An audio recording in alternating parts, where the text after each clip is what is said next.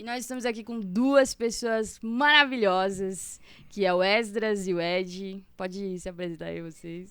Eu sou o Esdras, sou de Brasília, na verdade mais de Valparaíso de Goiás, que é pertinho de Brasília. Eu sou do Goiás. Tenho 22 anos, minha igreja é a comunidade ID, lá em Valparaíso. Sou filho do pastor Elias e pastora Gorete, que são os pastores sênios lá na comunidade ID. Esse aqui é meu irmão que vai se apresentar agora. Oi, meu nome é Ed, eu tenho 27 anos, sou da comunidade ID também. Filho do pastor Eri, da pastora Gorete, pastores sênios da comunidade ID. E sou eu. E onde você está agora? Hoje eu estou morando em Porto Velho, Rondônia, que eu fui para lá para fazer faculdade. Eu faço medicina, eu me formo no final desse ano. E tô ansioso para me formar, que eu não aguento mais a faculdade. A gente entende a vida do estudante. Então, a nossa igreja faz parte do MFI, que é a mesma comunhão que a igreja edificando faz parte, a mesma comunhão. E os nossos pais se aproximaram do pastor Kamal, da pastora Cleo. Eles se conheceram numa viagem missionária para a África, o pastor Kamal e meu pai. E depois disso não largaram mais, não se largaram mais. Hoje fazemos missões juntos, então foi através dessa ligação que o pastor Fernando fez, que é o pastor sênior, né, da Edificando em Cristo, né, lá em Tremembé. E hoje a gente tá juntos aí, em comunhão, a Edificando em Cristo e a comunidade ID. Foi assim que a gente chegou até aqui. E a gente entende, assim, a gente conhece vocês e a gente sabe que a igreja de vocês é muito ligada com missões, que vocês têm muito isso como algo precioso para vocês. E a gente queria aprender um pouco mais de vocês sobre o que vocês pensam a respeito de missões. Por que é importante missões para vocês? Assim, nós cremos primeiramente que missão, o que a gente faz realmente estar cumprindo o ID, que é uma ordem que Deus deixou a todos nós. Sim. Que somos cristãos. Mas a gente muitas vezes entra em confusão sobre qual é o nosso propósito, o que Deus nos chamou para fazer. Ele nos chamou para cumprir o ID, e esse cumprir o ID tem várias formas de serem feitas, né? Mas de uma forma geral, Deus nos chamou para cumprir o ID. Então, assim, nosso coração queima por missões e Deus tem nos dado chance, oportunidade de estar fazendo principalmente a Missão Nordeste. Esse ano foi a primeira vez na Missão Norte. Em 2019 a gente fez a primeira vez na Missão África. E assim, é incrível o que acontece, porque a gente vai para evangelizar, para levar Jesus, mas na verdade é a gente que aceita Jesus de novo. É engraçado, porque toda vez que a gente tá lá pregando nas ruas, a gente consegue ver a manifestação do Espírito Santo nos lares, pessoas aceitando Jesus, pessoas que queriam tirar a sua vida e recebem uma palavra de amor e tudo se transforma. Cara, é muito edificante. É muito edificante. Então, assim, a gente consegue ver com os nossos próprios olhos o evangelho sendo vivido.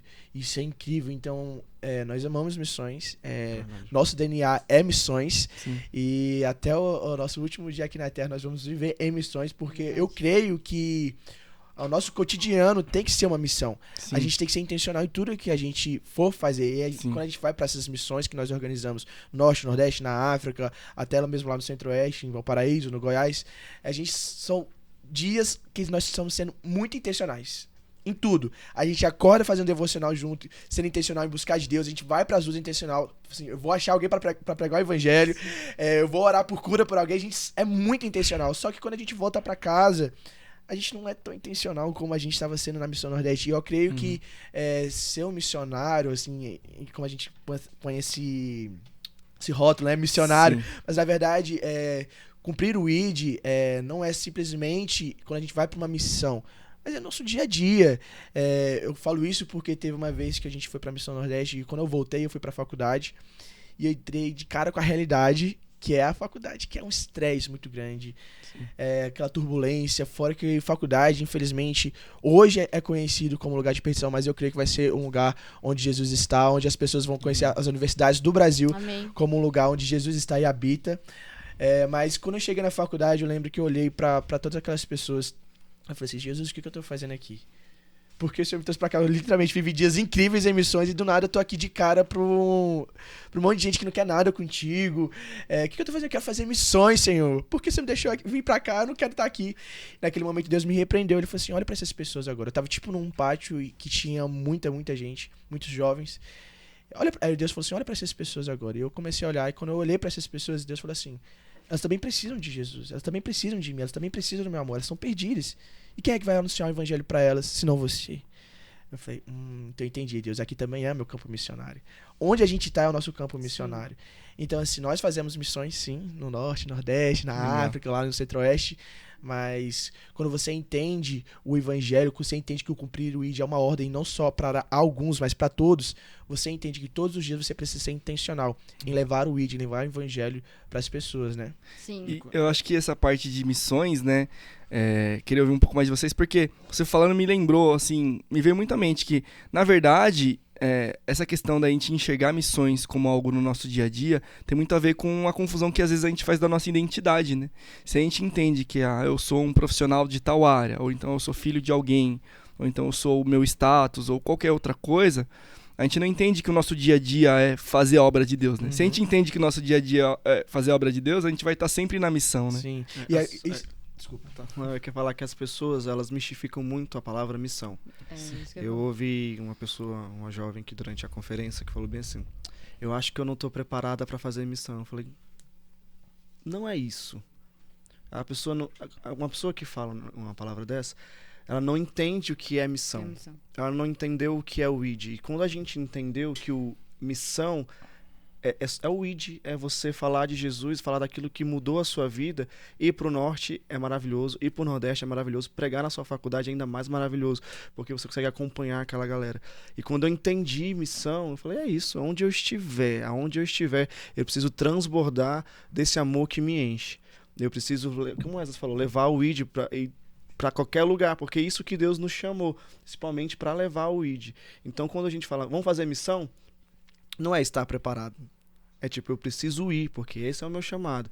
Não é tipo, será que eu vou? E as dificuldades? E Satanás? Não, você precisa ir. Porque Jesus falou, vá. E tem pessoas que precisam que você vá. Quando a gente nega o ir, a gente nega o compartilhar daquilo que Deus colocou no nosso coração.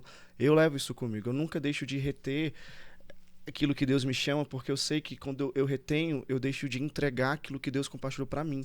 Que eu acredito que cada um de nós tem algo diferente, algo específico de Deus. E quando a gente senta e compartilha aquilo, nesse momento de mesa, eu acho que aquilo que Deus derramou para mim, em mim, eu compartilho com vocês são edificados. Aquilo que vocês vivem em Deus, compartilham comigo, a gente é edificado. Sim. Eu acho que Deus nos chama como igreja para ir, para que a gente junte os pedacinhos daquilo que nós temos e chegue a algo gigante para aquelas pessoas, elas consigam enxergar o quão grande Deus é e quão maravilhoso é o amor dele. É verdade. Sobre as missões ainda. Eu lembro que a igreja de vocês tinha um outro nome, né? E vocês entenderam tanto essa identidade de sermos missionários, que isso alterou, inclusive, o nome da igreja. Isso é uma loucura, porque foi uma resposta de Deus. A gente já estava se sentindo incomodado sobre o nome da igreja, era Comunidade Evangélica de Valparaíso. Só que... não comunicava, né? E assim, Deus ele queria trazer essa identidade pra gente. A gente começou a orar pra Deus pra ele trazer um nome. Viu vários nomes que eram muito engraçados, até que as ideias. Compartilhão, engraçado. Não, assim, comunidade aprisco, não é legal e tal, mas na minha cabeça eu lembrava de arisco, então. Então, não, esse nome não! Quase foi, mas graças a Deus falou assim: olha, a identidade de vocês é o ID, então. Comunidade ID. O comissionamento universal de todo cristão, né, cara? Exatamente. E não é uma opção, né? O ID não é uma opção. É um mandamento. É um mandamento. E uma coisa que eu entendo que é engraçado até você pensar, porque a gente muitas vezes pensa que a nossa profissão é o nosso propósito, o nosso chamado. Só que o que eu penso é... Quando a gente se aposentar, então... Porque a gente se aposenta. Sim. Acabou o nosso propósito? É isso que eu penso. Sabe? Eu não quero gastar os meus dias... vivendo de uma forma que não seja no propósito que o Senhor tem pra mim, sabe? Eu acho que esse é o meu maior medo, viver algo que o Senhor não tem pra mim, porque o meu medo é olhar pra trás e falar assim, cara, eu fiz uma escolha errada e tudo hoje podia ser diferente, sabe? Então, o que eu quero é escolher certo. Eu acho que o escolher certo é você fazer a vontade de Deus. É você escolher o que Deus tem pra você, o que você quer. Então é exatamente você crucificar os seus desejos. A natureza humana é você crucificar a sua vontade, seus sonhos, pra deixar a vontade de Deus sobre a sua vida. Aí eu acho que te livra de muito arrependimento no futuro. Você fala assim, quando você coloca a vontade de Deus em primeiro lugar, você vai olhar assim, eu fiz a escolha certa. E você não vai se arrepender, com certeza. Sim. Verdade. Missão é muito legal. Missão é muito legal, sensacional. As experiências que você tem com Deus é muito louco. Compartilham uma experiência assim que mudou pra vocês? Primeiro o Ed. Eu vou contar uma experiência não minha, mas de uma pessoa que tá fazendo missão, que mexeu comigo de uma forma que eu não sei nem explicar. Toda vez que eu vou em missão, eu tento falar, Deus, eu quero ter essa experiência também. A menina, ela tava passando por uns processos de vida dela, né? E ela tava com algumas dificuldades pessoais com Deus. Ela, eu tô com um problema, tá? Eu falei, não, fica tranquila, depois que acabar o dia de evangelismo hoje, a gente senta e ora, conversa com Deus e tal. Aí ela saiu pro campo missionário, foi evangelizar e tal. Aí quando chegou a noite, depois de todo o evangelismo, eu vejo ela em pranto, chorando no canto. Eu falei, uau, o que aconteceu? Eu preciso saber. Aí eu virei, o que aconteceu? Ela chorando muito, ela falou assim, Ed, eu fui na casa de uma pessoa, a pessoa não tinha nada na casa dela, 0 comidas. Eu fui muito doido, abri os armários todos, vi que tinha nada. E tinha uma criancinha, ela tinha um pacote de salgadinho e ela pegou e me ofereceu um salgadinho. Nossa. E ela falou bem assim, a criança não tinha nada e o que ela tinha, ela compartilhou comigo. Isso já quebrou ela, porque ela falou assim, eu tô em casa, não quero comer comida requentada, não quero comer aquilo e tal. Isso já começou a trabalhar nela. Aí depois, ela convidou aquela família para ir pra igreja naquele dia e aquela família foi. E aquela família aceitou Jesus naquele dia. Ela falou que foi dar abraço naquelas pessoas e ela olhou nos olhos daquela mulher, da mãe daquela família, e ela falou que na hora que ela olhou nos olhos daquela mulher, ela entendeu porque os anjos cantam santo. Uau. Ela falou bem assim, Ed, eu olhava, e ela em prantos, ela assim, eu olhava para aquele olho daquela mulher e eu entendi porque os anjos cantam santo, porque Jesus é lindo, Jesus é lindo, Jesus é lindo, e ela chorava, e ela compartilhando isso comigo me marcou. Eu falei, caraca, a pessoa teve a revelação do céu vendo uma pessoa aceitar Jesus. Nossa, uau, que profundo, cara. Profundo. Jesus é lindo. Jesus é muito lindo. Jesus é lindo. Tem uma igreja, inclusive, que diz que ele é cheiroso também. Jesus é lindo e cheiroso. Lindo. E você, Esdras? Nossa, se você for parar pra escolher só uma experiência, é até difícil você pensar assim. Mas tem uma experiência que me marcou muito, que foi a primeira vez que Deus me usou com cura. Foi uma loucura, porque nessa missão, pela primeira vez tinha ido um amigo meu, hoje nós somos amigos, mas na época ele tinha se convertido há 3 meses e ele tinha decidido ir pra missão. E ele foi pra missão, só que ele começou a orar por cura pela galera de uma forma louca, assim, e aleijado começou a voltar a andar, cego voltou a enxergar, mudo voltou a falar. Eu falei assim, você tem só 3 meses de convertido, senhor, por que você tá usando ele, não eu? Que tô aqui há 20 anos e você não usa. Muito imaturo pensar assim, né? Mas eu só via cada vez mais milagres acontecendo. E eu comecei a questionar Deus. Eu falei assim, Deus, por que você tá usando ele? Não tá me usando. Eu sempre estive aqui. Mas Deus falou assim, na verdade você nunca se mostrou disponível. Você só queria que acontecesse, mas você nunca foi lá no enfermo e falou assim, eu posso orar pra você ser curado, por cura? E naquele momento eu falei assim, desculpa, Deus, eu entendi. Porque aquele menino, ele tava se mostrando disponível. E Deus tava usando, porque eu creio que esses desejos começam no coração de Deus primeiro. E a gente é só um instrumento para que isso aconteça aqui na Terra. A vontade de Deus é aqui na Terra. Então eu falei assim, então tá bom, Deus, eu entendi. Eu tô aqui disponível e eu vou orar por cura, né? E foi engraçado porque a gente tava num vilarejo lá. E a gente tava pregando o evangelho e tal, tinha um grupo de pessoas. E no final meu amigo falou bem assim, eu queria saber quem é que tá enfermo aqui. Aí 4 pessoas levantaram a mão. E ele falou assim, vem aqui pra frente. E essas pessoas foram. E ele olhou pra mim e falou assim, olha por aquela mulher. Eu falei, ih, coitada, não vai ser curada. Bom é a fé, né? Nossa, a fé, mas assim, A fé que move a montanha. A fé que move a montanha. Só que aí eu fui lá assim, poxa, coitada dessa mulher, né? Mas vamos lá, né? Pra poder, né? Não ficar feio, né? Eu cheguei, oi moço, o que você tem? Ela falou assim, olha, eu tenho um caroço no seio direito. E há 5 anos e tudo mais. Eu falei assim, amém, vamos orar então, né? Eu só tava cumprindo um protocolo assim mesmo, porque eu não tava crendo que podia acontecer de fato. No meu coração duvidava, infelizmente, que Deus realmente podia fazer aquilo. E eu comecei a orar. Senhor Jesus, cura essa mulher, tal. Comecei a orar, mas sem fé nenhuma. Só que quando eu abri os meus olhos, ela tava chorando tanto, querendo tanto ser curada, desejando tanto ser curada, acreditando que de fato Jesus podia curar. E aí eu falei assim, eu me constrangi naquele momento, né? Eu falei assim, cara, eu tinha que ter fé também. Na verdade, eu tô orando aqui, não tenho fé nenhuma, e ela tá realmente crendo que Jesus pode curar. Tem algo errado aqui, né? E quando ela abriu os olhos, eu perguntei, o caroço tá aí ainda? Ela falou assim, tá. Eu falei assim, moça, você crê que Jesus pode curar? Ela falou assim, eu creio. Então eu falei assim, pela tua fé, Jesus vai te curar. Você crê nisso? Ela, creio. Então fecha seus olhos. Eu comecei a orar, a minha fé aumentou, né? Naquele momento, eu comecei a orar, Jesus, cura essa mulher, em nome de Jesus, tu tens autoridade sobre terras e terra. E comecei a ousadia começou a vir no meu coração. Falei, abre os seus olhos, vê se esse caroço ainda tá aí. Ela botou a mão assim, ela diminuiu. Ai, E ela começou a chorar. Naquele momento eu comecei a tremer assim, meu Deus, tá acontecendo.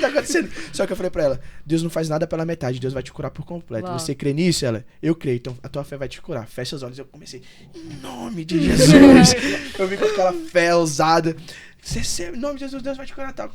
Aí eu lembro que eu falei assim, vê se esse caroço tá aí. Quando ela foi tocar assim, ela sumiu e ela começou a chorar. E a família dela assim, você foi curada mesmo? Ela, eu fui. Tipo, a família toda chorando junto naquele momento. E eu tava bem assim, foi nada. Essa mulher tá fingindo. Será Essa que mulher foi foi curada pra mesmo? 5 anos que o caroço aí vai sumir do nada. Eu falei, isso não sumiu nada, essa mulher tá com o negócio, tá fazendo só pra não ficar feio, né, aqui. Aí, daquele momento, Deus foi me repreendeu. Você tá duvidando que eu realmente curei ela? Nossa. Eu falei assim, não, Jesus, tu podes fazer tudo, eu creio que tu curaste. E naquele momento, eu creio que ela de fato tinha sido curada. E Deus me transformou naquele momento também, entendendo que Ele pode fazer tudo que Ele quiser. Mesmo se Ele não tivesse curado ela, Ele tem poder pra curar. Amém. Né? Então foi muito engraçado, porque naquele momento eu entendi que a gente tem que se mostrar disponível de fato pro Senhor, para que realmente as coisas aconteçam, porque a gente querer ser usado por cura, mas fica no sofá de casa e não vai atrás dos enfermos para orar. Sim. Né? Então assim, essa é uma das experiências que eu tive na missão. Uau, Nossa, cara. top.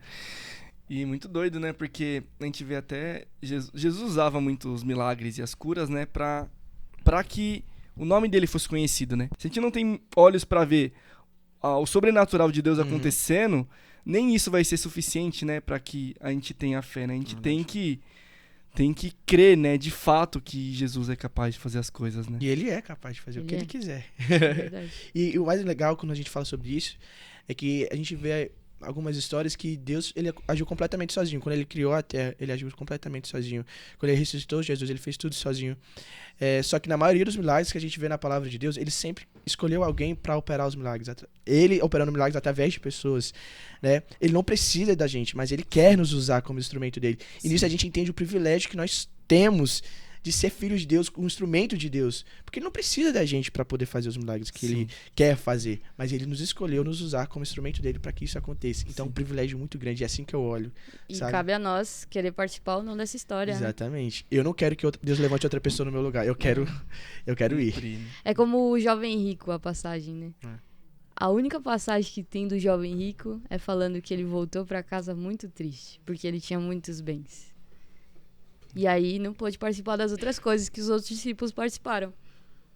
E aí, tipo, fica a reflexão. Será que a gente tá sendo um jovem rico que não vai participar da história que Deus tá escrevendo na vida de outras pessoas? Ou através da nossa igreja local? O que nós estamos fazendo com o nosso ID, né? Sim. Isso aí. É sobre. Gente, eu tenho mais uma coisa pra falar ainda sobre missões. O pai de vocês tem uma história muito especial com o lugar que vocês fazem missões, né? Tipo, agora vocês expandiram, então a International, mas vocês faziam missões pra um lugar só antes, né? Que é específico lá do Nordeste. Mais ou menos. A missão no Nordeste nasceu porque nossa família é praticamente inteira da Paraíba. Sim. Minha bisavó era casada com um cangaceiro, meu bisavô era cangaceiro. Homem ruim. Muito ruim. Muito ruim. As histórias contam eles como gente boa, mas não eles não são... eles gente, eram cangaceiro não é gente boa, viu? Meu Sou do bisavô Nordeste, eu era assino embaixo. Ele era muito ruim. E minha bisavó, ela se converteu no meio desse cangaço todo com os missionários americanos.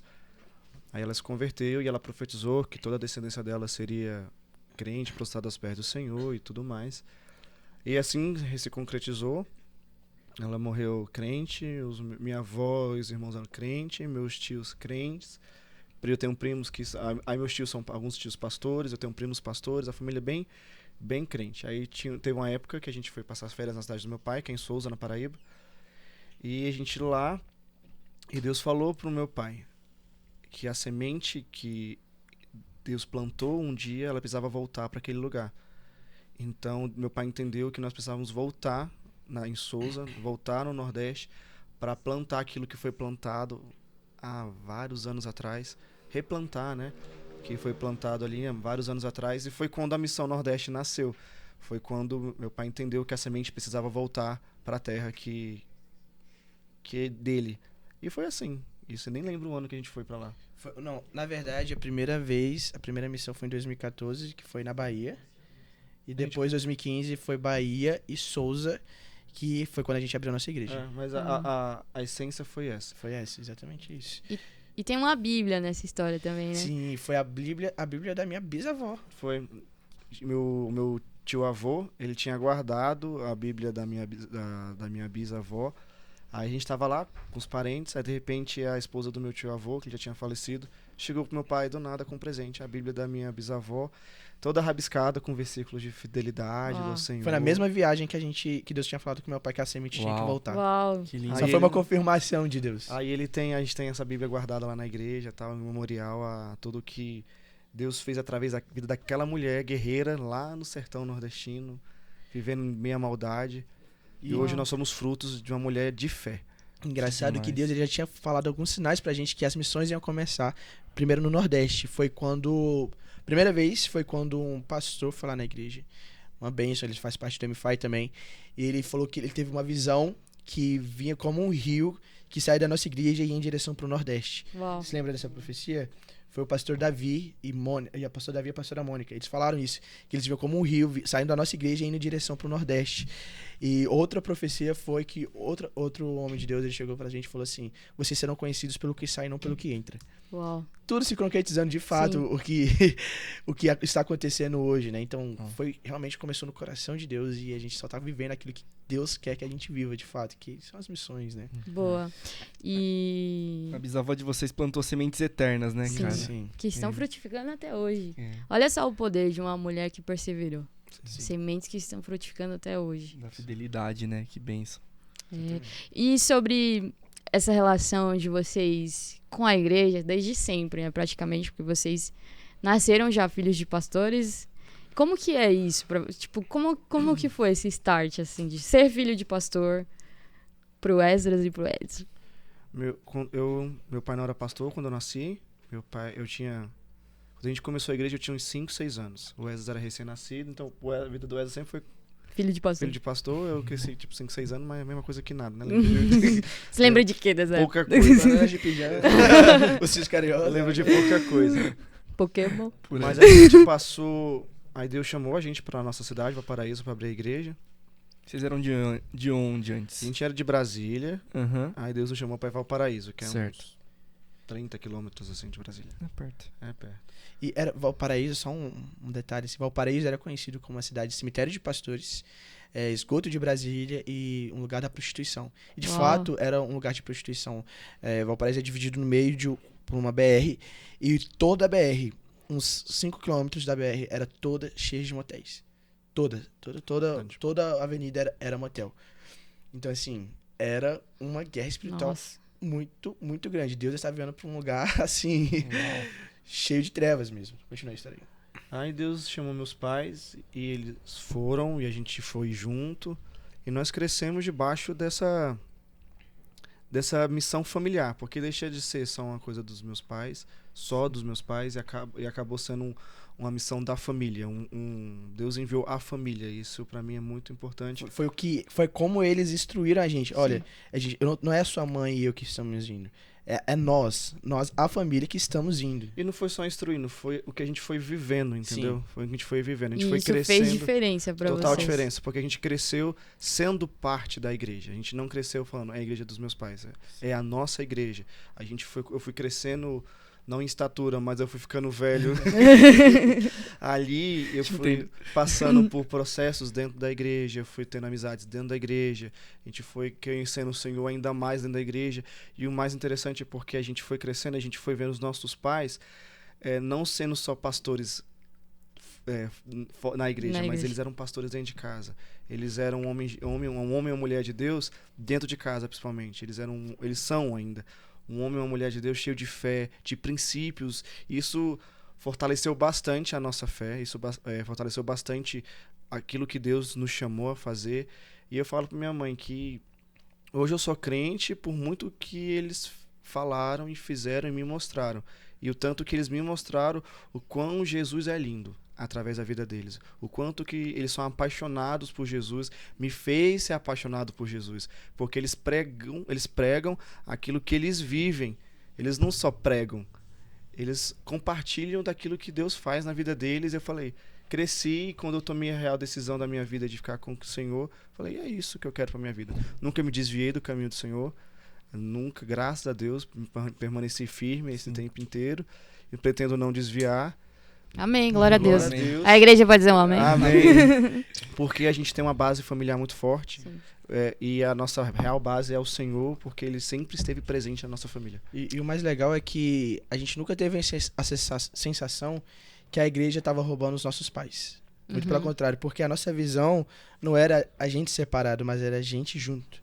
Sim. E isso que é o mais legal. E o mais legal, porque muitas vezes fala assim, vocês sentem peso de ser filhos de pastores? É claro que existe algo que é exigido, assim, porque você está sendo muito olhado e tal, mas algo que meus pais sempre ensinaram pra gente é o seguinte: você tem que ser filho de Deus, você tem que... Qual a diferença do que você tem que fazer do que os outros que estão na igreja têm que fazer? Vocês têm que ser santos da mesma forma, vocês têm que ser um bom testemunho da mesma forma, vocês têm que dar exemplo da mesma forma, vocês têm que cumprir o ID da mesma forma. Então, assim, ele quebrou isso na nossa cabeça, falando assim, você não tem que ser crente porque você é filho de pastor, você tem que ser crente porque você é filho de Deus, você tem que servir a Deus porque você é filho de Deus, você tem que dar exemplo porque você é filho de Deus, não porque você tem um rótulo de ser filho de pastor, sabe? Então, é muito interessante porque a gente não cresceu assim, nossa, eu sou filho de pastor, que peso. É claro que a gente sofre mais no sentido de a gente ama a igreja e quando vê alguém querendo machucar a igreja, isso também nos machuca. Mas quando a gente olha, por exemplo, ser exemplo e referência, é como todo cristão tem que ser. Todo cristão tem que dar um exemplo, tem que dar referência, tem que ser referência. Mas eu vejo ser filho de pastor também como um privilégio. Porque acaba que você é mais olhado na igreja, né? Sim. E eu vejo como um privilégio de ser um exemplo para as pessoas. Eu vejo que é um privilégio de você influenciar pessoas. É assim que eu vejo, né? Por exemplo, eu tô namorando com a Jazz, a menina mais linda do mundo. Meu amor. Que romântico. E é engraçado porque eu tô tendo a chance, a minha primeira namorada, meu primeiro beijo foi com ela. E minha oração sempre foi, Deus, que meu primeiro beijo seja com a mãe dos meus filhos. E eu creio que tá se concretizando isso. Meu primeiro beijo foi com 21.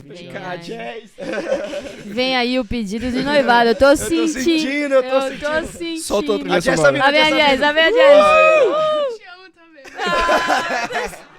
É linda, né, Brasil? Pra quem não sabe, a Jazz é da África do Sul. O Esas foi lá na África do Sul, atrás da varoa dele. Por isso, não desista. Ficou longe. Não desista das suas orações. Desista, Talvez não você esteja pare. solteiro, não é porque não tem De ninguém crer. pra você na sua igreja, é porque talvez não tenha no Brasil, entendeu? É isso. Caraca. Talvez- faz missão. Talvez esteja em outro continente, gente. É isso. Faz missão que é isso. As missões junta casal. Vá pra missão junta casal. A gente não vai pra missão pra ajudar casal, é porque gente. Deus faz.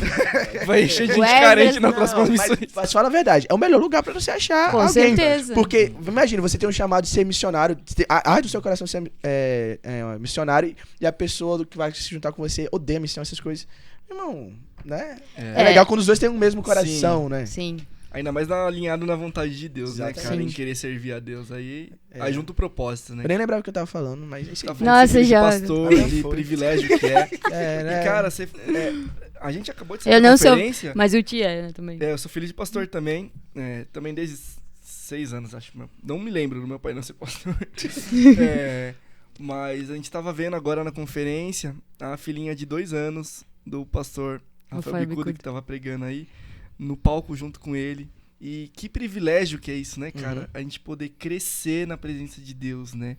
Sem conhecer o mundo, né? Nossa, cara, como eu fui descobrindo quando entrei na faculdade o quanto eu fui protegido. Sim, eu também. Fui Eu descobrindo estava na pensando sobre faculdade. isso hoje, né? Foi. E muito doido, né? Como realmente é um privilégio. Quem encontrou Jesus depois, né? A Lu tem um testemunho de que se converteu Gente, já. que não cresceu na igreja. Tamo junto. Mas a gente ouve as histórias de vida, a gente vê o quanto a gente foi poupado. E ainda assim a gente precisa encontrar com Jesus, porque por mais que a gente cresceu, né? Tem muita coisa pra aprender ainda. Muita Sim. coisa. Tem muita coisa pra crescer. Muito. Muita Mas coisa. foi um privilégio crescer na igreja. Não, eu falo, eu às vezes olho eu escutando assim, o testemunho de vocês também, falei, meu, por que eu demorei tanto? Porque acho que eu devo ter entrado na igreja quando eu tinha 25 ou 24, alguma coisa assim. E aí eu vejo que a gente perdeu muito tempo, achando que tava aproveitando alguma coisa, né? Mas na verdade não. É tipo o jovem rico mesmo, que achou que tinha liberdade, na verdade ele tava comendo com os porcos, né? Nossa. E a liberdade que ele tinha era estar na lama. E na verdade a verdadeira liberdade era voltar para os braços do pai. E é isso, a gente às vezes perde muito tempo porque a gente acha que tem uma liberdade que não existe. Então, galera que cresceu na igreja, não acho que você perdeu alguma coisa no mundo. Na verdade, você ganhou muita coisa permanecendo dentro da igreja, dentro do corpo, cercado de pessoas que estão, né, com o coração ligado ao que Deus está para fazer. Não precisa se perder pra se achar. Não se perde. A minha alegria Não de tem precisa nada pra experimentar. experimentar lá fora. A minha alegria de crescer na igreja é porque você caminha com o Espírito Santo sempre. É. Desde sempre eu caminho com o Espírito Santo e é uma coisa assim, muito louca. Muito Uma louca. pergunta legal. Com quantos anos foi sua primeira experiência, assim, tipo, sentir o Espírito Santo? É isso que eu ia falar. Eu não tenho uma data específica. Pra mim, eu cresci com o Espírito Santo desde sempre. Por exemplo, eu tenho memória que eu tinha uns 4, 5 anos e eu já falava em línguas. Nossa. Então, O cara é crente, né? Crente então demais, eu não meu tenho Deus. isso pra mim, que é, por exemplo, assim, eu tive o batismo que eu cresci assim, entendeu? lindo. Tipo assim, com 5 anos eu sabia falar em língua já e eu cresci desse jeito, Uau. entendeu? Que Então, lindo, cara. eu acho que eu aprendi a falar junto com falar em línguas, é uma coisa assim muito louca. Mas algo bom também pra gente deixar claro que talvez tem muita gente que fala assim, nossa, mas a minha história com Jesus foi tão diferente. Eu cresci na igreja, mas eu desviei e tal. Não, gente, cada um tem a sua história. Essa é a minha Sim. história. Essa é a nossa história. E muitas vezes a gente olha pra essas histórias, por exemplo, como essa que no jogo tem sempre tá na igreja e fala assim, eu nunca vou conseguir. Meu irmão, não. Cada um tem a sua história e cada um tem o seu jeito de se encontrar com Jesus, a transformação que Jesus fez. Então, uma coisa que eu aprendi, que a minha mãe me ensinou uma vez, é que comparação nunca é saudável, nunca se compara a ninguém, mas Sim. se inspire. É tipo, olha essas histórias que a gente tá contando aqui, como eu ouço muitas histórias, e se inspire, não se compare. Porque quando você se inspira, você realmente vai pro crescimento, você realmente se aproxima de Deus, né? Verdade. Sim. Mas e a minha experiência com... Eu acho que eu sei qual é a sua. Eita, o que foi? Fala aí. É a da TV? Conta o Ed vai contar. Ed, Eu não lembro, conta. na verdade. Discovery Kids. Nossa, gente, é muito Eu bom. fiquei curioso. Muito bom. Eu não conheço ainda. Não, conta a tua história. Então, o que acontece? Eu era uma criança que gostava muito de Peraí que Discovery eu vou Kids. dar Eu vou rir, João. Eu gostava muito de Discovery Kids, cara. E assim, eu sempre fui de muita fé. A minha fé é muito grande. Por exemplo, eu creio que um dia eu vou pro espaço. E eu sei que eu vou.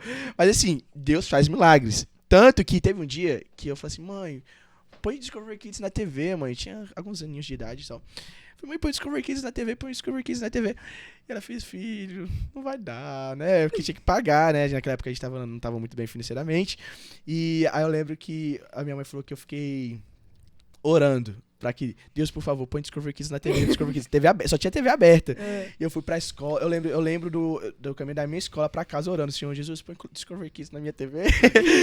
E eu lembro que quando eu cheguei em casa, quando eu liguei a TV, tava com Discovery Kids. Realmente tinha Discovery Kids, só pegava os canais abertos e o Discovery Kids. Eu falei, mentira. Eu juro pra você, ficou uns 3 meses com Discovery Kids lá. Caramba. Mais, com E- um tempão com Discovery Kids E na assim, TV. A minha mãe, pacote é eu não esse? acredito nisso não. o melhor foi o outro lado dessa história. A pastora Gorete falou que ouviu que o Esdras ficou quietinho. Aí foi lá ver ele sentadinho assistindo. Ela falou: o que você tá assistindo? Ele: Discovery Kids. Que demais, Irmão, cara. Deus mima. Deus mima. Deus mima. Deus mima. Deus é demais, ele cuida da gente. Só né, prova cara? viva disso, Deus mima. Ai, lindo. E. Vamos puxar aqui um assunto Vamos. que eu não sei, pessoal, se o pessoal não sabe, os dois têm dom musical aí. Eles Então, atuam também a parte do louvor. Assim. Ah, eu já vi o Esdras cantar. O Esdras tem O Esdras canta o dom de cantar uma única canção. Pororó. Pra quem não entende, esse pororó é uma música que o Wesley canta com as crianças nas missões. Ele só canta essa música, tipo, 12 dias cantando a mesma música. Entendi. Aí todo mundo fica na missão. Pororó. Eu sei qual que é, eu já fiquei no Kids aqui. Pelo menos não é tchutchu. Pelo menos na tchutchuê. Mas Santo Espírito também. Então, o que acontece?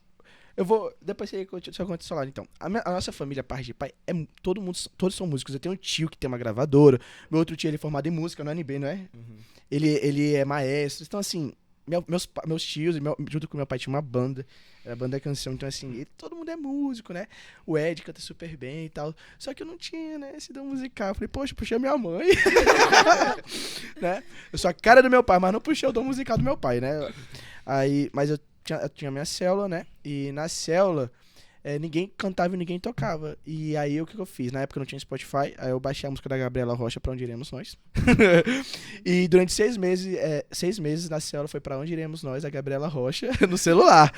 E foi fluindo. Só que teve uma hora que eu tava assim, cara, não dá pra ficar cantando a mesma música no celular. Não sabe nem passar a letra, mas... Não dá, né? Eu tenho que pegar uma música no violão pra gente cantar, pra fluir na célula, né? Aí eu peguei a música Pra Onde Iremos Nós, a Gabriela Rocha. Porque eu já sabia a letra, né?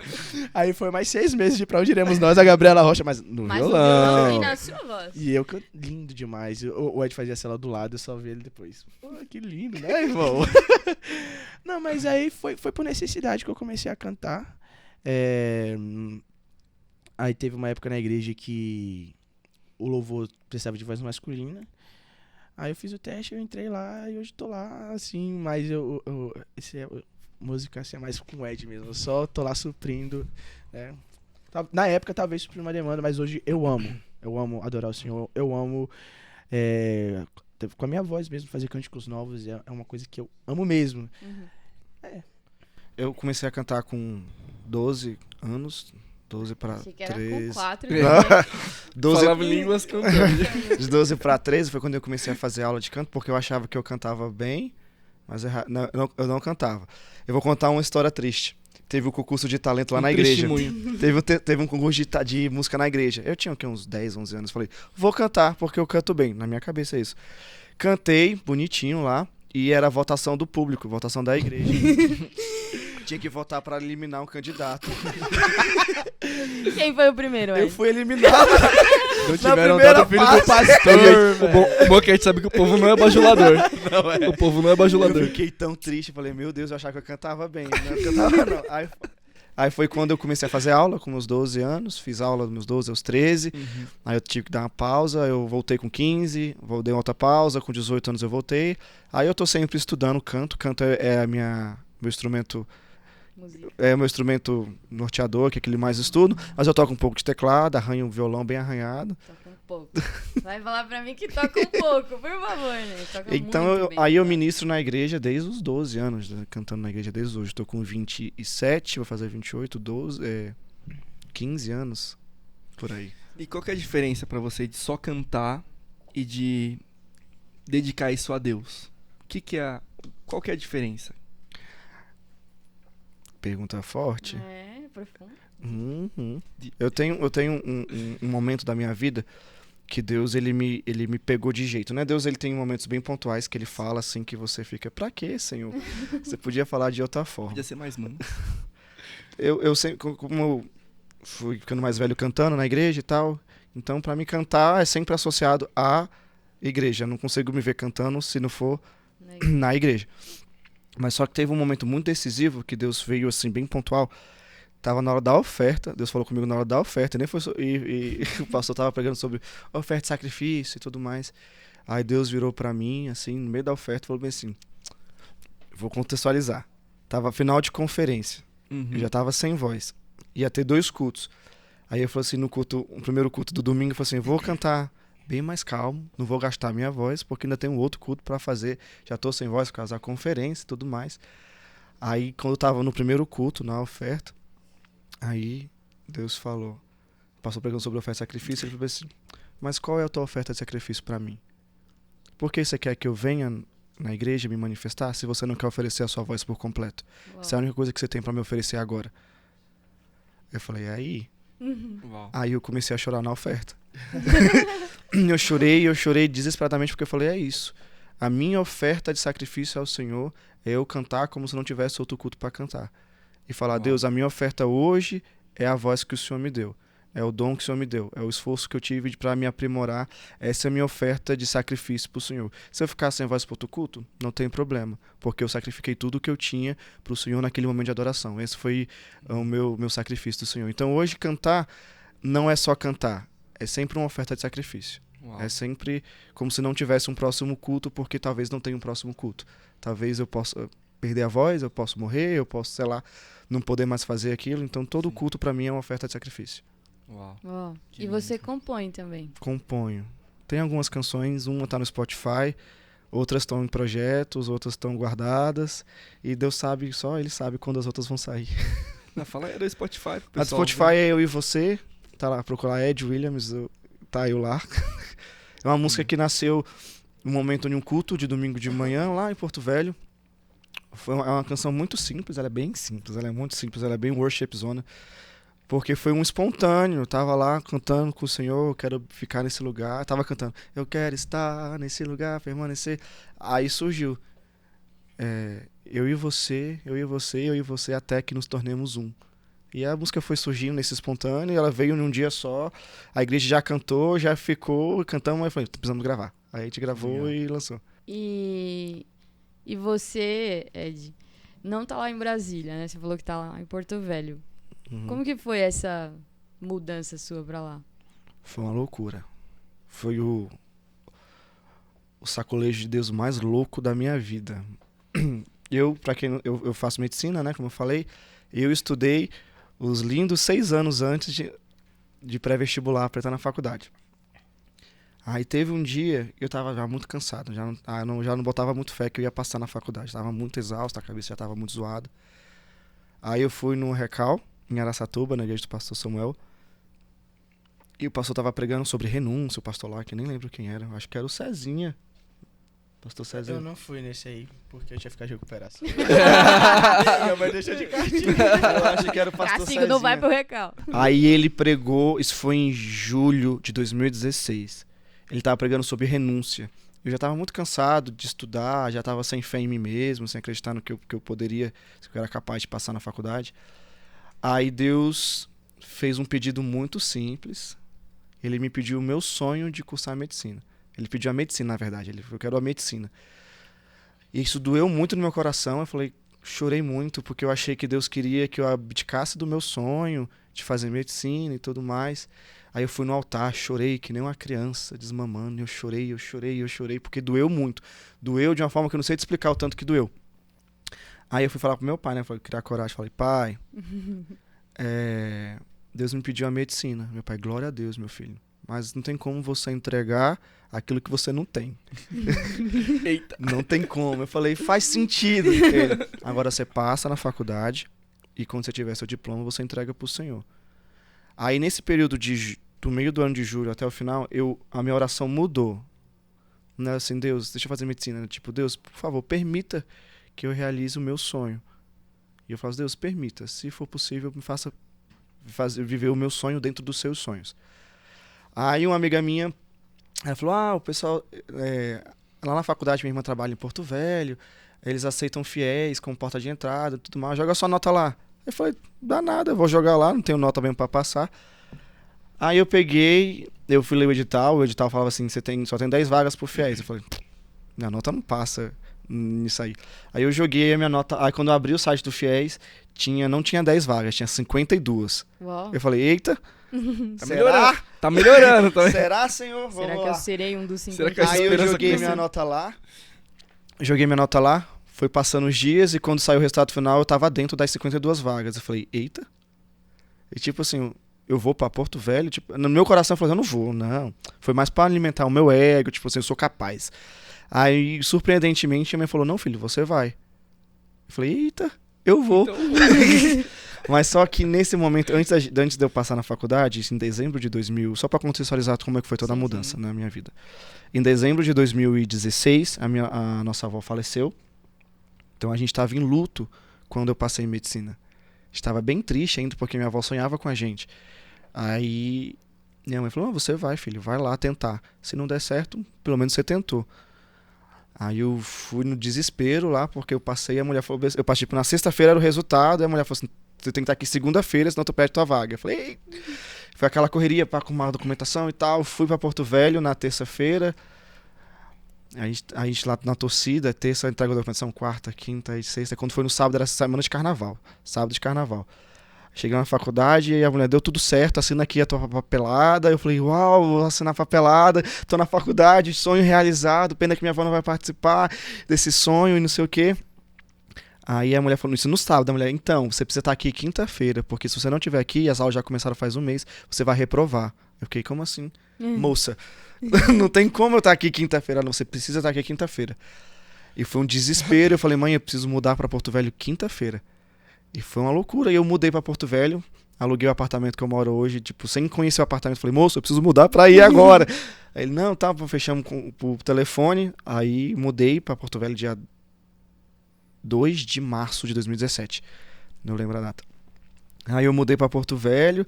Aí eu falei pro dono do apartamento, por favor, me presta um colchão e um ventilador. Aí eu mudei por um tempinho até meus pais conseguirem ir lá arrumar a casa. Aí eu mudei pra Porto Velho e Deus me levou pra lá. Mal a gente sabia que Deus ia fazer tudo o que ele tá fazendo hoje, porque eu tô numa igreja que a gente se alinhou de tal forma que hoje a gente faz missão junto com essa igreja no norte, e a gente é aliançado de uma forma que mal sabia que eu era só uma peça nesse jogo missionário, assim. Eu falei, caraca, e a gente Foi isso que sofreu. possibilitou a abertura da Missões Norte, então. Uhum. Foi minha Causa ida da ida Uau. do Ed pra pra Porto Velho. Como Deus faz as coisas, né, Uhum. cara? E foi a minha oração, tipo, Deus, permita que eu realize o meu sonho dentro dos seus. Uau. Uau. É isso. E eu lembro que quando você estava se despedindo de Brasília pra ir pra Porto Velho, a igreja fez um negócio muito legal pra você, né? Foi, eles fizeram uma despedida, foi uma coisa mais bonitinha. Fizeram despedir todo mundo de jaleco, com esteto, Legal. fizeram doces dentro da seringa Que e não sei legal. o que. Foi muito bonitinho. Ai, muito legal. Muito bom. E quando você tava lá em Porto Velho, você continuou participando da família de alguma forma, né? Eu Sim. lembro que vocês têm... É muito legal porque vocês têm o Dia da Família. Vocês continuam tendo o Dia da Família, né? toda segunda. Toda segunda. E aí era muito... Conta como que você participava do Dia da Família. Teve um dia que meu pai falou assim, hoje é o dia da família, eu quero que você participe dela também. Eu vou fazer um peixe pra todo mundo e faço o mesmo peixe que eu vou fazer aí na... Aí ele passou a lista de ingredientes, aí ele fez o peixe pra todo mundo lá e eu fiz o mesmo peixe pra mim. Aí eu liguei por vídeo, aí eu sentei na minha casa com o celular aqui na minha frente, eles sentaram lá na mesa de casa e a gente comeu o mesmo peixe, passamos a noite conversando, eu comendo o mesmo peixe que eles. Que Foi legal. uma experiência muito engraçada essa. Que legal. Ai, Tempo que de legal. qualidade em Uhum. família, né, cara? A gente Mesmo à dá um distância. jeito, mas faz. A gente fala tanto de ter intimidade com Deus, né? Mas se a gente não se habituar a ter intimidade nem com os que a gente tem próximo, né? Sim. Como que a gente vai criar intimidade com Deus, né, cara? E é muito legal que meus pais, eles sempre cuidaram muito bem da nossa família. A gente é muito bem cuidado. Esse dia da família é tão sério lá em casa que não pode faltar, não. A gente fazia o dia da família era o seguinte, a gente toda segunda-feira, eu saía da escola e ia direto pra casa das minhas avós, a gente ficava na casa da minha avó, almoçava em uma, lanchava em outra e depois a gente saía pra comer, nós quatro. Mas toda segunda-feira é assim. Infelizmente, quando as nossas duas avós foram, que foi tipo na mesma época, uma avó faleceu e a gente teve, assim, mas a outra ainda está lá, então a gente tem que continuar indo, porque era o mesmo caminho, então a gente Elas chorava. moravam perto. Elas eram muito amigas e quando uma morreu, a outra, eu acho que ela começou a ficar em depressão, porque Ela ficou muito abatida. ela ficou muito triste e... Só que o Ed se mudou e quando o Ed se mudou um mês depois, se eu não me engano, ela veio a falecer. Ela faleceu em maio, eu acho. Em maio. Então, Uau. assim, foi tudo muito junto. Então, assim, a gente tinha tudo pra não continuar fazendo dia da família, porque tudo lembrava elas. Porque toda segunda-feira a gente tava na casa delas e meu pai fez questão disso. E eu acho que o Ed vai falar essa parte que você falou no enterro da minha avó, pro meu pai. Sim, porque meu pai ele é muito família, o pastor Kamal sabe, ele é aquela pessoa que anda em bando. Ele anda em grupo, ele não consegue ficar só, né, pastor? Então ele sempre prezou pela família, ele sempre prezou em estar junto. Então ele fazia questão da gente estar lá com a minha avó. Então quando a minha avó faleceu, eu abracei meu pai e falei assim, muito obrigado por ter sempre me levado pra minha avó. Porque o nosso choro ali não era o choro de arrependimento, de Não ter aproveitado. eu poderia ter feito, eu poderia Uau. ter falado, era um choro de saudade, de tristeza por ter perdido alguém que amava, mas não era um choro de arrependimento ou de ressentimento, uma coisa assim.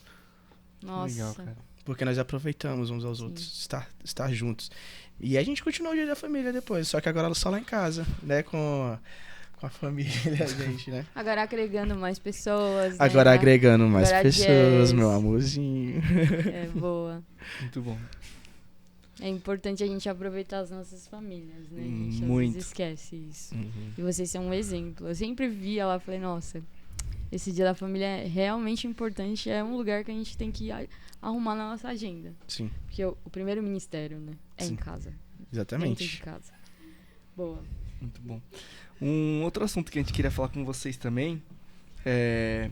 Vocês, naturalmente, por ser filhos de pastor, acho que acabam se envolvendo... acho que sem nem pensar muito na questão de jovens e adolescentes na igreja, né? Uhum. E acho que a gente é Ministério de Jovens e Adolescentes aqui da Edificando Osasco. E trocar figurinha um pouco a respeito, sabe?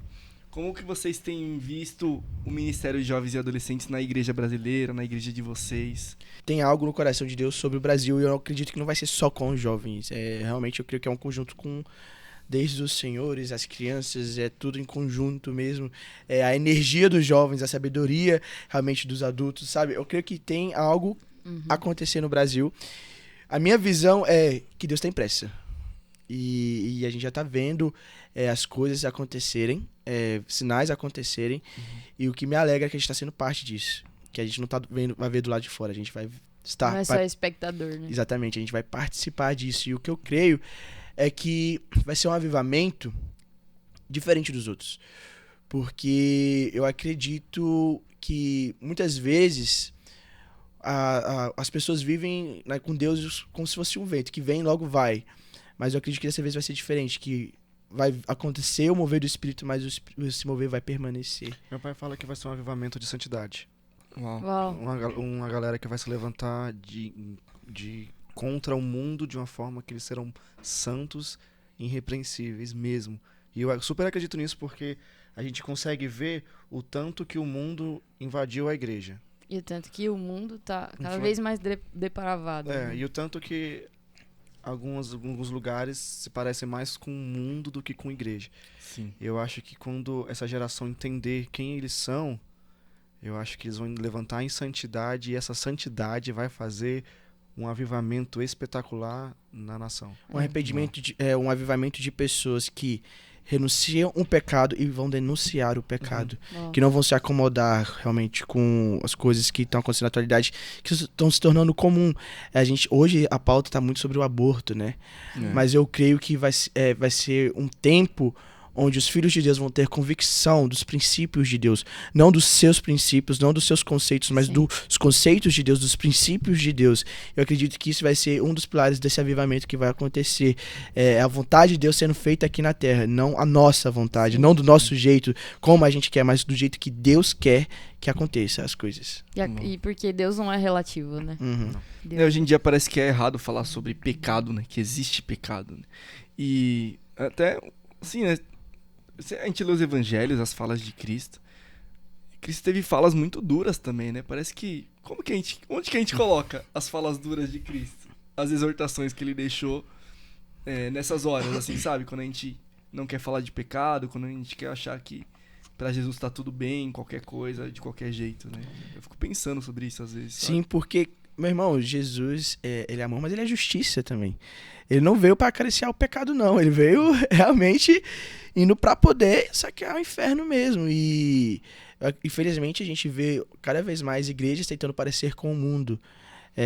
E a desculpa é para atrair, né, jovens e tudo mais. Meu irmão, a palavra de Deus é suficiente. Ela é suficiente para convencer, para transformar. Uma vez a gente conversando na época com os líderes dos adolescentes, né?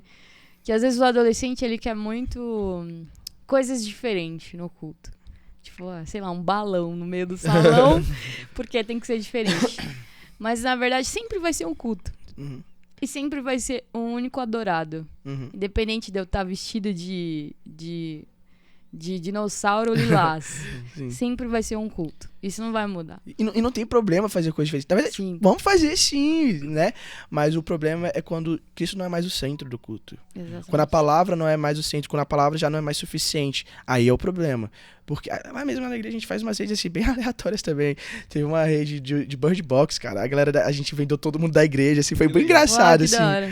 Mas o problema é quando Cristo já não é mais o centro entre os jovens. Quando os jovens vão se reunir para comunhão, Cristo não está sendo o centro, porque conversas estão ali, não aproximam de Jesus, na verdade se afastam de Jesus. Sim.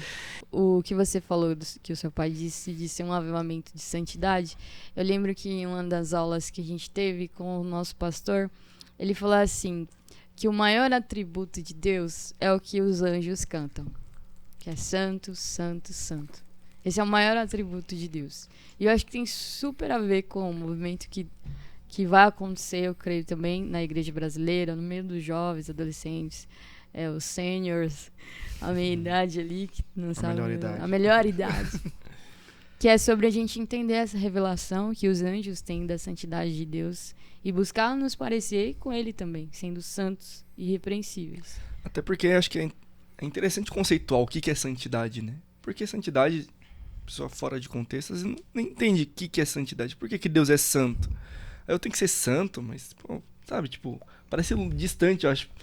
E acho muito interessante quando você começa a entender o que de fato é santidade, o que é chamar Deus de santo, a gente começa a querer também ser santo, né? Uhum.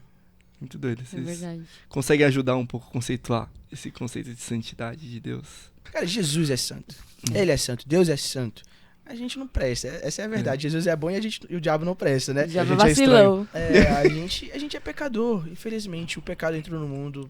Nós pecamos. Jesus é santo, ele é poderoso. Quando a gente escolhe Jesus, a gente renuncia o pecado. Então, às vezes a gente acha que porque a gente aceitou Jesus, o desejo pelo pecado vai sumir espontaneamente. Não, meu irmão, não vai. E na verdade, as tentações vão piorar. Porque Satanás não quer que você se relacione com Jesus. Satanás não quer que você esteja perto de Jesus. Ele tentou tentar até Jesus no deserto, mas é o que a gente tem falado nesses últimos dias aqui. Jesus, ele tinha convicção de quem ele era e a quem ele pertencia. Ele tinha convicção de que ele era filho de Deus e que ele pertencia a Deus. E, infelizmente, às vezes, nós não temos convicção de quem nós somos e a quem nós pertencemos. Nós perdemos a nossa identidade de filho. Nós não entendemos que nós pertencemos a Cristo e que temos que estar separados do mundo. Sim. Então, eu acredito que a santidade realmente vem de Cristo em nós. Nós renunciando o pecado e denunciando o pecado, de fato, para viver com Cristo. Porque ele é santo. Sim. E a gente estar com Cristo. E a gente se unir a Cristo. Ele que é santo. Sim. Então eu acredito que santidade é exatamente isso. É você ser um com Jesus. E se a gente está sendo um com Jesus, é porque a gente não está sendo um com o pecado. Uhum. Porque onde há pecado, Deus não habita. Sim. Né? Então acho que, pode-se dizer santidade, eu acho que acredito nesse sentido. Você renunciando aos seus desejos, natureza humana, como a gente vê em Gálatas, e se unindo a Cristo. Renunciando o pecado. Não porque você não sente mais vontade ou desejo. Você pode até sentir, mas por amor a Cristo você renunciou. Boa. E ele nos chama a santidade, né? Sim. Na Bíblia tem o chamado que sejamos santos, né? Jesus como nos chama ele. pra isso, exatamente. E eu acho que tudo combina também com pessoas que nos ajudam a enxergar isso, né? Acho que amigos bons são aqueles que carregam você, mesmo quando você tá numa maca, a encontrar aquele que pode mudar a sua vida. Verdade. Te tirar dessa maca. E Jesus fez isso com aqueles 4 amigos que pegaram o parapédico, né? E subiram no telhado, abriram um buraco e desceram para que ele tivesse um encontro com Jesus. Então acho Você que... viu esse episódio no The Chosen, gente? É tão legal. Eu não cheguei nessa parte, mas eu vi na Bíblia, peguei spoiler. Mas eu acho que é sobre isso, sabe, gente? A nossa igreja tem esse privilégio de ter vocês como esses amigos que sempre apontam para Jesus. Eu não vou chorar, tá? Não Por vou, favor, por favor. Por favor. Chora. Mas, não. Chora. Mas eu acho que eu posso falar também por mim. Eu tenho esse privilégio de conhecer vocês já há um tempo. E eu sei que eu posso contar com vocês, porque o coração de vocês está totalmente em... Pô, se eu estiver numa maca, eu sei que vocês vão me carregar pra ir lá. E vão abrir o telhado e vão falar assim, olha, aquele ali pode te ajudar, que é Jesus. E eu acho que vocês têm essa referência pra gente, né? Como igreja. A gente estreitou tantos laços aqui durante a conferência. E a gente sabe que vocês são esses bons amigos. Os amigos do noivo. Que vão sempre apontar pra Jesus.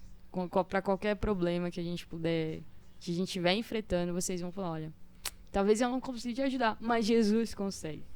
E a gente vê isso, né, Ti? Muito. A gente foi muito ministrado pela vida de vocês, pelo coração de vocês. A gente queria muito agradecer a presença de vocês aqui Sim.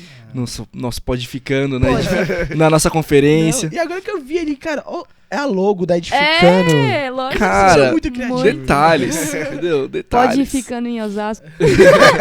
Edificando. Existe uma palavra pra você. Pode ir ficando em Osasco. Gente, mas de verdade, muito obrigada por tudo que vocês derramaram sobre a nossa igreja nesse período. Esse tempo aqui que vocês estiveram com a gente também, compartilhando um pouco da vida de vocês, do coração de vocês dentro do podcast.